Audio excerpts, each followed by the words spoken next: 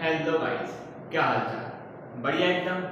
तो मैं मेहुल शर्मा आपका स्वागत करता हूं आपके अपने YouTube channel chemistry with Mehul में। और आज की वीडियो में हम मिले हैं chemical reaction and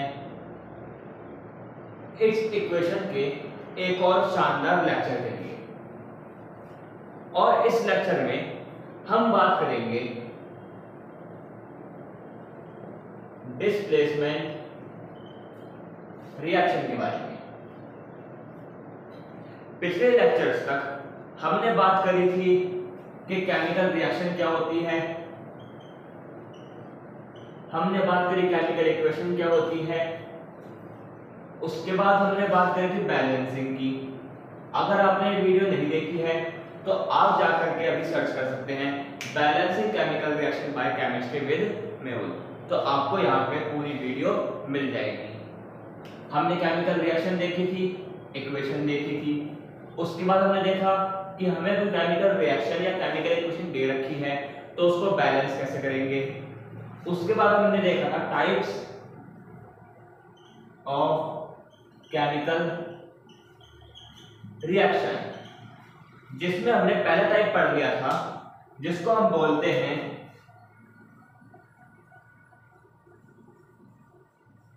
combination reaction. क्या बोलते हैं हम इसको? कॉम्बिनेशन रिएक्शन बोलते हैं। कॉम्बिनेशन रिएक्शन में भी हमने दो तरीके की रिएक्शन पढ़ी थी,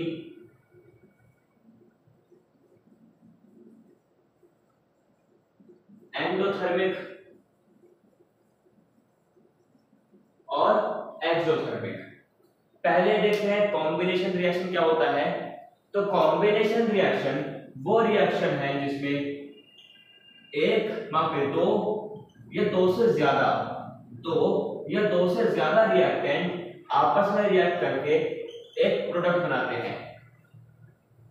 दो से ज्यादा रिएक्टेंट आपस में मिलके एक प्रोडक्ट बनाते हैं, इसको बोलते हैं कॉम्बिनेशन रिएक्शन। एग्जांपल हमने देखा था, जैसे मैग्नीशियम की रिएक्शन हमने करा दी ऑक्सीजन से, हमें मिलता है मैग्नीशियम ऑक्साइड। ये आपका क्या है? कॉम्बिनेशन रिएक्शन है। ऐसे ही हम देखने चाहें H2 + O2 gives H2O, ये भी आपके कॉम्बिनेशन रिएक्शन है। या फिर हम देखें calcium oxide + H2O gives CaOH का होल ट्वाइस, ये भी एक कॉम्बिनेशन रिएक्शन है। तो जब दो से ज्यादा रिएक्टेंट आपस में रिएक्ट करेंगे और एक प्रोडक्ट बनाएंगे, इसको बोलते हैं कॉम्बिनेशन रिएक्शन। उसके बाद हमने देखा था एक्सोथर्मिक और एंडोथर्मिक। एक्सोथर्मिक वो जिसमें हीट बाहर निकलती है और एंडोथर्मिक जिसमें हीट एब्जॉर्ब होती है, इसको बोलते हैं एक्सोथर्मिक और एंडोथर्मिक। आई होप कि आपको इतना सब याद होगा। और आज हम बात करने वाले हैं डिस्प्लेसमेंट नहीं, माफ करिएगा, डिस्प्लेसमेंट की जगह यहाँ पे डीकंपोजिशन रिएक्शन के बारे में बात करेंगे। किसके बारे में बात करेंगे? डीकंपोजिशन रिएक्शन के बारे में। अब डीकंपोजिशन रिएक्शन क्या होती है, तो आप जानिए जल्दी से हेडिंग डीकंपोजिशन रिएक्शन। खेलना कूदना करिए बंद, क्योंकि अब हम यहाँ पे शुरू करने वाले हैं अपनी पढ़ाई। तो नोट करिए। तो देखिए, हम यहाँ पे बात करेंगे डीकंपोजिशन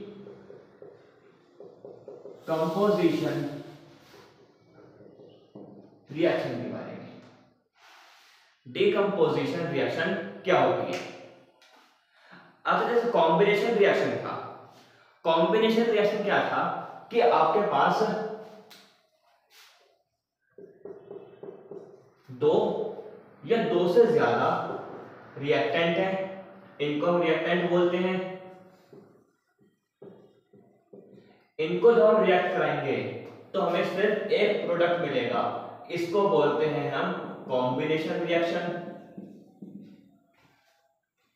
इसको हम क्या बोलते हैं? कॉम्बिनेशन रिएक्शन बोलते हैं।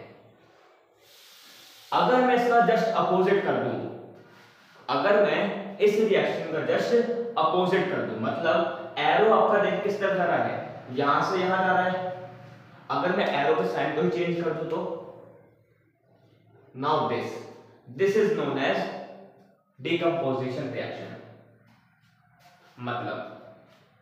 मतलब इसका ये है, देखिए डिकम्पोजिशन रिएक्शन के बारे में बताऊं आपको मैं, तो simple just it is an opposite of combination reaction. इसमें क्या होगा, when a single reactant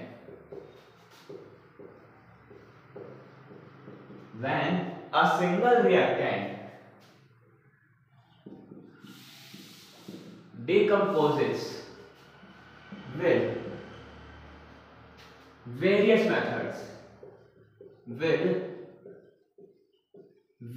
methods to form two or more product। देखिए एक ऐसी रिएक्शन जिसमें एक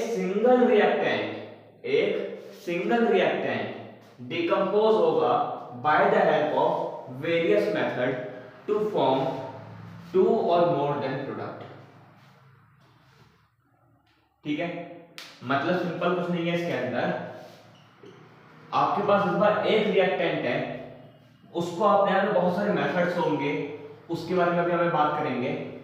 ठीक है, जब आप इसको bye the help of these methods आप इस रिएक्टेंट को तोड़ देंगे दो या दो से ज्यादा प्रोडक्ट के अंदर, इसको बोलते हैं हम डिकम्पोजिशन रिएक्शन। समझ आया डिकम्पोजिशन रिएक्शन क्या होता है? नोट करिए, इसको आगे बात करते हैं अभी हम फिर इसके अंदर। तो देखिए डिकम्पोजिशन रिएक्शन समझ आया आपको क्या होता है? अब देखिए, अब मैं किसी चीज को तोड़ूंगा, अगर मैं किसी चीज को तोड़ रहा हूं, मान लीजिए कि मेरे पास एक लकड़ी है, अब मैं उस लकड़ी को तोड़ूंगा, क्या वो लकड़ी ऐसे ही टूट जाएगी? नहीं, मुझे उसकी ताकत लगानी पड़ेगी, ऑब्वियसली बात ताकत लगानी पड़ेगी तभी टूटेगी। तो यहाँ पे जो केमिकल्स हैं, और केमिकल्स के अंदर क्या है, केमिकल्स एक दूसरे से जुड़े हुए हैं, है ना? तो क्या इनको तोड़ने के लिए ताकत नहीं लगानी पड़ेगी मुझे? बिल्कुल लगानी पड़ेगी, बस तो हाथ से पकड़ के ऐसे खींचूंगा तो नहीं। तो क्या क्या तरीके होंगे जिसके कारण मैं इसको तोड़ सकता हूं, रिएक्टेंट को तोड़ सकता हूं? तो देखिए बात करते हैं उन मेथड के बारे में। टाइप ऑफ डिकम्पोजिशन रिएक्शन, जो इसके टाइप हैं वही इसके मेथड्स हैं। याद रखिए क्या बोल रहा हूं मैं, जो इसके टाइप हैं वही इसके मेथड है। तो कौन कौन से टाइप है उसके बारे में बात करते हैं। टोटल 3 टाइप है इसके। कितने टाइप है टोटल? 3। कौन कौन से? पहला आता है आपका थर्मल डिकम्पोजिशन रिएक्शन। कौन सा आता है पहला? Thermal decomposition reaction. दूसरा आता है आपका इलेक्ट्रो डिकम्पोजिशन रिएक्शन,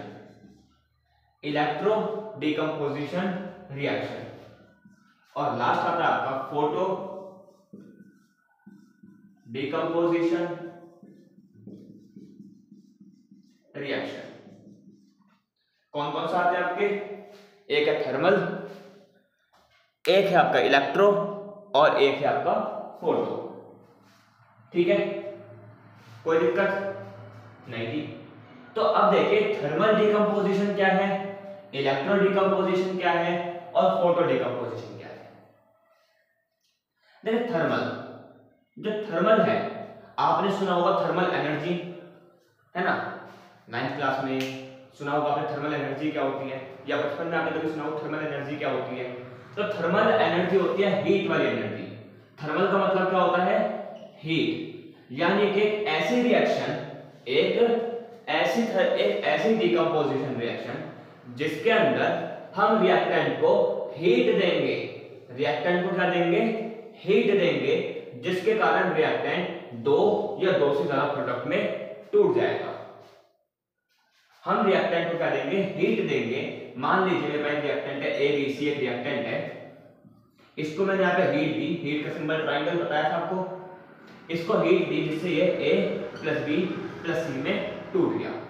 तो ये है आपकी थर्मल डिकम्पोजिशन रिएक्शन, ये है आपकी thermal decomposition reaction.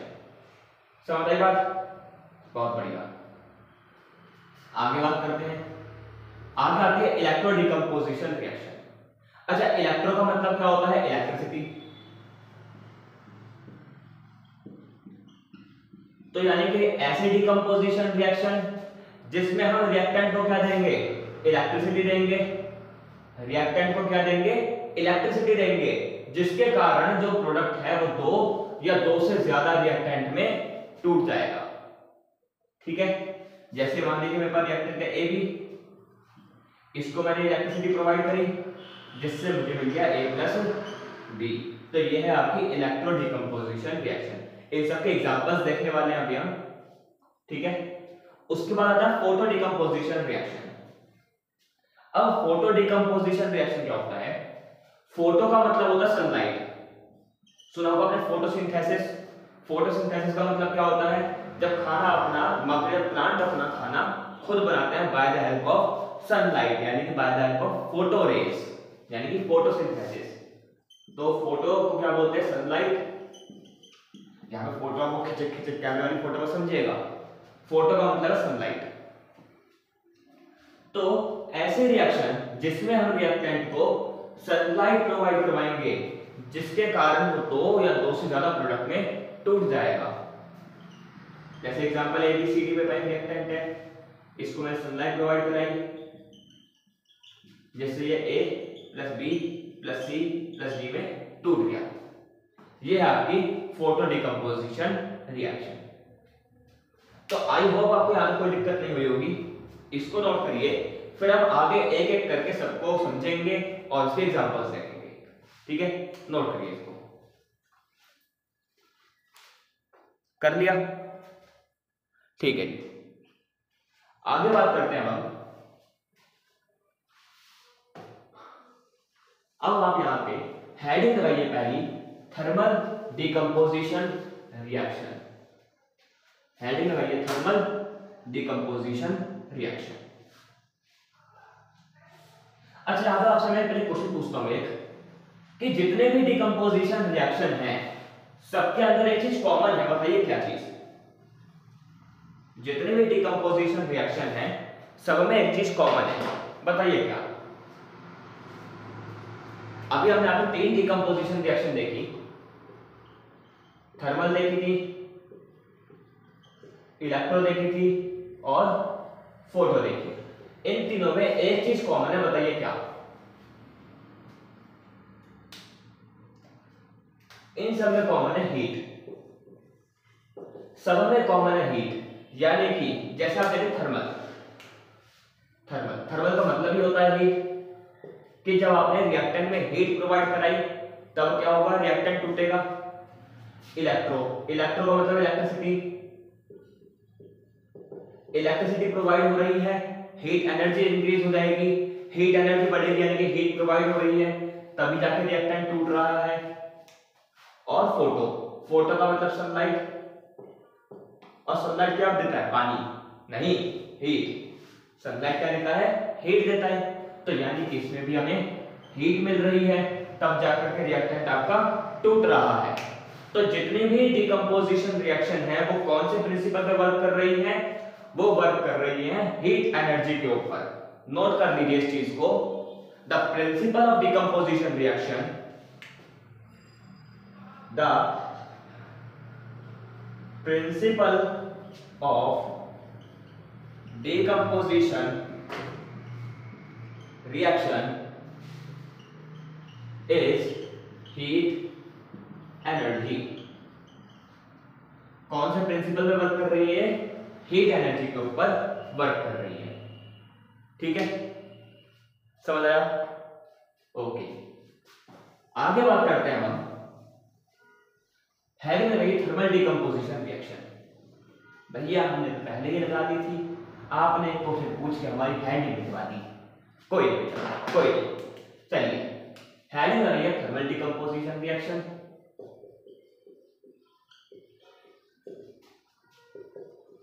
Decomposition reaction. अब देखिए थर्मल डिकम्पोजिशन रिएक्शन क्या होती है। The type of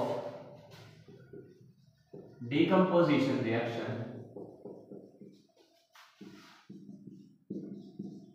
in which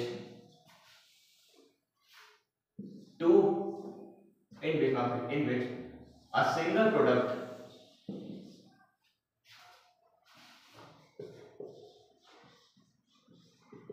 break down into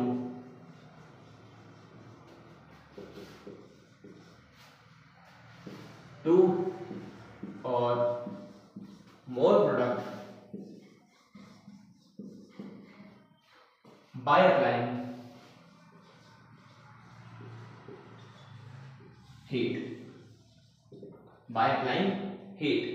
एक ऐसे रिएक्शन जिसमें आपका एक सिंगल प्रोडक्ट टूट जाता है दो या दो से ज्यादा रिएक्टेंट में, किसके कारण? हीट को प्रोवाइड करने के कारण। नोट करिए, इसके लिए मैं मार्कर में एक डाल देता हूं मैं। तो देखिए थर्मल डिकम्पोजिशन बताइए, इसके एग्जांपल देखते हैं। अब इसके एग्जांपल देखते हैं। इससे एग्जांपल्स के लिए हमारी एनसीईआरटी में एक्टिविटी दे रखी है, एक्टिविटी 1.5। आप अपनी एनसीईआरटी को खोल के रखिएगा, एक्टिविटी 1.5 है। अब देखिए जिसके अंदर आप देखें आपको दिखा रखा है कि एक लड़के ने टेस्ट ट्यूब पकड़ रखा है, उसके अंदर आपके पास FeSO4 सॉल्यूशन है, FeSO4 सॉल्यूशन है। उसको उन्होंने क्या किया है, हीट दे रहे हैं। हीट देने के बाद आपको यहाँ पे Fe2O3 मिल रहा है, यहाँ पे SO2 और SO3 गैस बाहर निकल देंगे। तो यहाँ की एक एक्टिविटी है जिसके अंदर आप देखिए सिंपल क्या है, आपके पास में फेरिक सल्फेट है, फेरिक सल्फेट। आपने फेरिक सल्फेट को किया हीट, ठीक है। जैसे आप इसको हीट करेंगे तो हीट करने के बाद आपको मिल जाएगा ऑक्साइड, फेरस ऑक्साइड।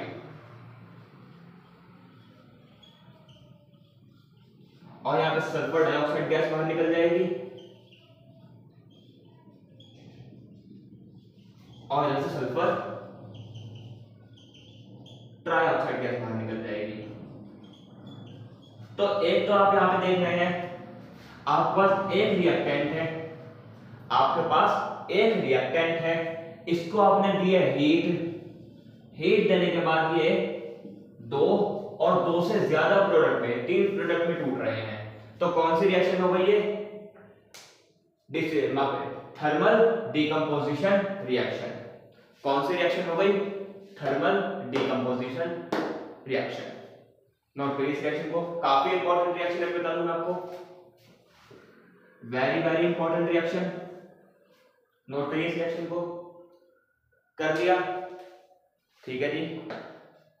एक और एक्टिविटी है, इसके जस्ट नीचे आपको एक और एक्टिविटी दे रखी है, एक्टिविटी 1.6। एनसीईआरटी को खोल के रखिए आप अपनी, सारी एक्टिविटी उसके अंदर हैं।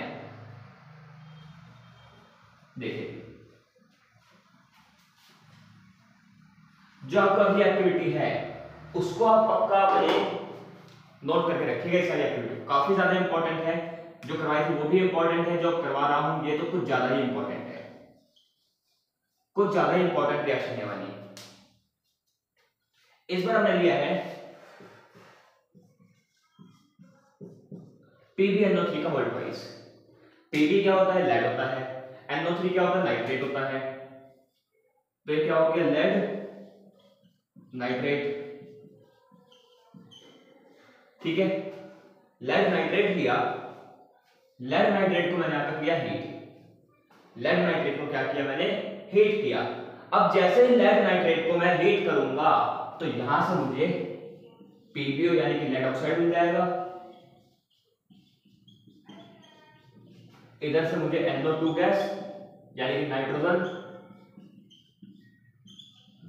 डाइऑक्साइड गैस और O2 यानी कि ऑक्सीजन बाहर मिल जाएगी। अब आप यहां भी देखिए, एक रिएक्टेंट हीट प्रोवाइड कर रही है, तीन प्रोडक्ट पे टूट रहे हैं। थर्मल डिकम्पोजिशन रिएक्शन है ये, ठीक है जी। ये भी काफी ज्यादा इंपॉर्टेंट रिएक्शन है, इस रिएक्शन को नोट करिए। समझ आया क्या है थर्मल डिकम्पोजिशन रिएक्शन? समझ आई? कोई दिक्कत क्या इसके अंदर? सिंपल कुछ नहीं किया है हमने सिर्फ एक रिएक्टेंट लिया है, उसके अंदर हमने हीट प्रोवाइड कराई है, जिसके कारण हमें दो या दो से ज्यादा प्रोडक्ट मिल रहे हैं। इसको बोलते हैं थर्मल डिकम्पोजिशन रिएक्शन। समझ आया? बहुत बढ़िया, रख कर दूं? ओके जी, 1 2 3, ठीक है। अगर आपने नहीं लिखा है तो आप वीडियो को पीछे रिवाइंड कर सकते हैं, जिसके कारण आप दोबारा चीजें लिख सकते हैं, ठीक है। ओके, आगे बढ़ते हैं। थर्मल डिकम्पोजिशन में कोई दिक्कत नहीं थी? ओके जी, आगे बढ़े। हाँ जी, आगे हम पढ़ने वाले हैं यहाँ पे electro decomposition reaction. Electro decomposition reaction, और इलेक्ट्रो डिकम्पोजिशन रिएक्शन के लिए आपको एनसीईआरटी में एक और एक्टिविटी दे रखी है,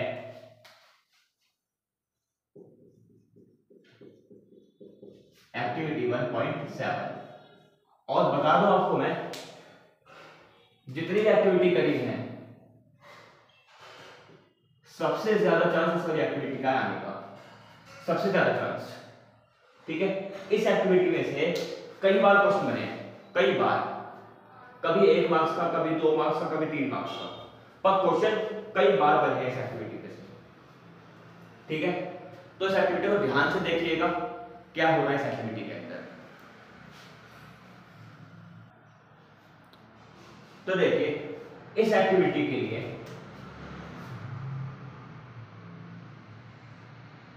हमने यहाँ पे एक बीकर लिया है, ठीक है। बीकर ले लीजिए, मग ले लीजिए, एनसीईआरटी में मग से दिखा रखा है, तो चलिए वही वाली एक्टिविटी बना लेते हैं। देखिए, ड्राइंग मत जाइएगा, ड्राइंग बहुत खराब है, खाली आपको समझा देना है मेरा काम, ठीक है। यहाँ पर हमने मग किससे ले लिया है, ठीक है। इसके अंदर हमने भर रखा है पानी,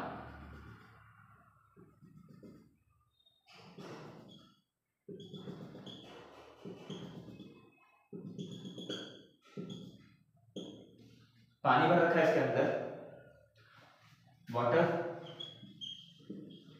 अच्छा, पानी के साथ इसमें कुछ अमाउंट मैंने plus some drop of HCl डाला है, पानी डाला है, उसके साथ कुछ ड्रॉप मैंने HCl के डाले हैं। अब पहले ये चीज समझिए, इस चीज को समझिए कैसे क्यों किया है। तो उसको मैं एक सेकंड जरा हल्का सा यहां पे करते हैं। देखिए, यहां पे देखिएगा कि ऐसा क्यों किया है मैंने।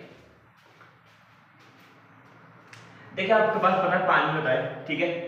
जो वाटर होता है हमारा, हम बात करें अभी डिस्टिल वाटर की। जब भी हम केमिस्ट्री में कोई भी एक्सपेरिमेंट करते हैं, हम हमेशा बात करते हैं डिस्टिल्ड वाटर की। डिस्टिल्ड वाटर क्या होता है? जिसके पास नो मिनरल्स, जिसके पास कोई भी मिनरल नहीं होते हैं। अच्छा, कोई भी मिनरल नहीं है तो यानी कि आप बोल सकते हैं कोई भी आयन नहीं है। कोई भी मिनरल नहीं है, इसका मतलब कोई भी आयंस नहीं है, पॉजिटिव आयन और नेगेटिव आयन नहीं है इसके पास। बिल्कुल सही बात है, नहीं है, क्योंकि कोई मिनरल नहीं है इसके पास। मिनरल का मेजर मतलब क्या है? मिनरल का मतलब है कि पानी के अंदर आयंस प्रोवाइड करवाना। अगर पानी डिस्टिल्ड है तो उसके अंदर मिनरल्स नहीं है, मिनरल्स नहीं है तो आयंस नहीं है। और आप एक चीज अभी समझ लीजिए जो कि आपको आगे तक काम आने वाली है। आगे तक काम आएगी कि जो इलेक्ट्रिसिटी है, इलेक्ट्रिसिटी पानी में तभी फ्लो होगी जब उसके अंदर आयंस होंगे। इलेक्ट्रिसिटी पानी में तभी फ्लो होगी जब उसके अंदर आयंस होंगे। अब डिस्टिल्ड वाटर के अंदर आयंस तो नहीं है, इसीलिए हम इसके अंदर HCl डाल देते हैं, और HCl को जैसे पानी में डाला जाएगा वो H पॉजिटिव में टूट जाएगा और Cl नेगेटिव में टूट जाएगा। तो आप देख रहे हैं पॉजिटिव आयन और नेगेटिव आयन आ चुका है। इसी के कारण हमने पानी के अंदर कुछ ड्रॉप HCl के डाले हैं, जिससे क्या आ जाए, आयंस बन जाए पानी के अंदर, जिससे पानी में क्या बन जाए, आयंस बन जाए। ठीक है, समझ आया इस चीज को? नोट करना तो कर लीजिए। दोबारा अपने टॉपिक के ऊपर आते हैं।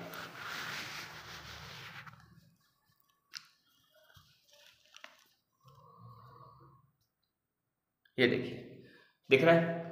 ओके जी, समझ आया? हमने यहाँ पे कुछ ड्रॉप HCl के क्यों लिए हैं, जिससे हम यहाँ पे आयंस प्रोवाइड कर सके। ठीक है जी। उसके बाद हमने यहाँ पे 2 टेस्ट ट्यूब ले रखी है। ठीक है, 2 टेस्ट ट्यूब लिए हमने यहाँ पे। इस टेस्ट ट्यूब के अंदर भी पानी भर रखा है। ठीक है, और इन दोनों टेस्ट ट्यूब को मैंने यहाँ पे कनेक्ट कर रखा है तार से, और एक तार कनेक्टेड है बैटरी से। ठीक है, ये क्या है, बैटरी। ये क्या है, ये है स्विच। ठीक है, पानी है, यह टेस्ट ट्यूब। ठीक है, ये आपका एनोड और ये आपका कैथोड। ठीक है, टर्मिनल्स है, एनोड टर्मिनल और कैथोड टर्मिनल। ठीक है, अब जैसे ही आप यहाँ पे स्विच को ऑन करेंगे, जैसे ही आपने स्विच को ऑन किया, पानी के अंदर क्या प्रोड्यूस हो जाएगा, हीट एनर्जी प्रोड्यूस हो जाएगी। बिल्कुल, पानी के अंदर जो मॉलिक्यूल्स हैं, H2O के जो मॉलिक्यूल्स हैं वो टूटने लग जाएंगे हीट के कारण। बिल्कुल, तो यहाँ पे आप देखें गैसें से इकट्ठा होने लग जाएंगी।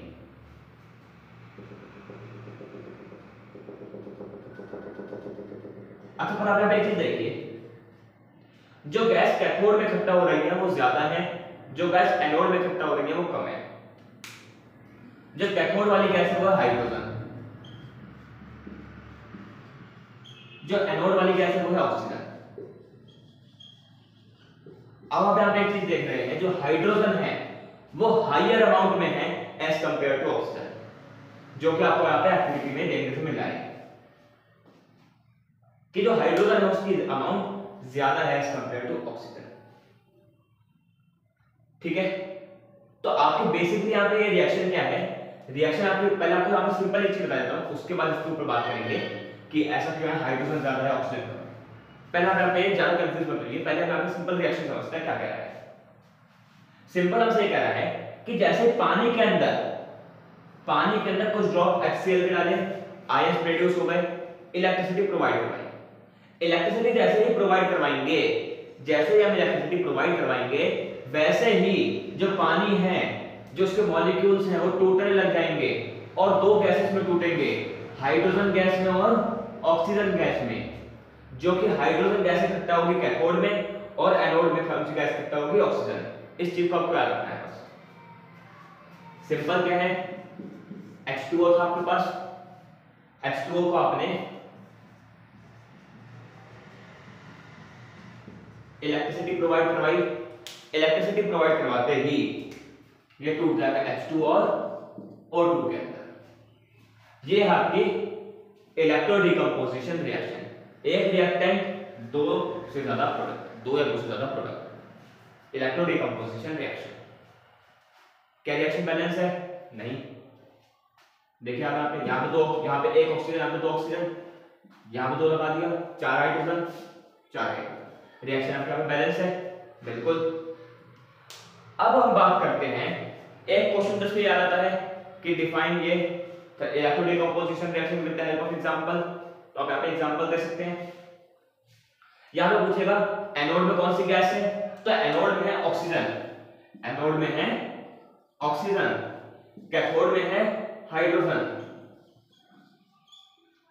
ठीक है, और एक क्वेश्चन ये बनता है कि जो गैस कैथोड के अंदर है, जो गैस कैथोड के अंदर है